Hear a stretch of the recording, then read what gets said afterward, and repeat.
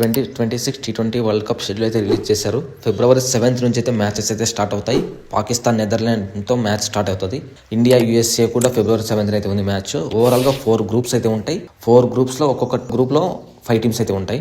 So group ఏలో వచ్చినట్టయితే India, Pakistan, Namibia, Netherland, US అయితే ఉంటాయి.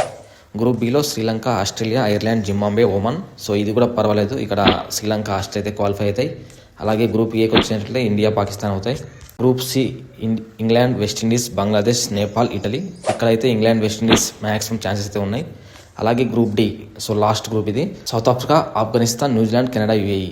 ఆఫ్ఘనిస్తాన్కి ఎప్పుడు చావే, ఇది ఎప్పుడు చూసినా సరే పెద్ద టఫ్ టీమ్స్లోనే పడుతుంది. లాస్ట్కి ఇదే కష్టం అవుతుంది. సో ఇందులో మెయిన్ టీం అయితే సౌత్ ఆఫ్రికా, న్యూజిలాండ్ వస్తాయనుకుంటున్నా. బట్ ఆఫ్ఘనిస్తాన్ అయితే మనం తక్కువ అంచనా వేయలేం. అలాగే ఈ 4 గ్రూప్స్లో ఎవ్రీ గ్రూప్లో నుంచి 2 టీమ్స్ అయితే వస్తాయి. సో ఓవరాల్గా 4 గ్రూప్స్ నుంచి 8 టీమ్స్ అయితే వస్తాయి.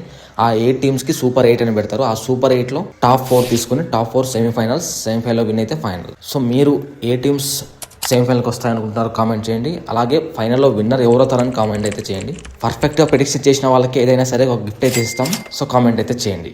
Don't miss opportunity.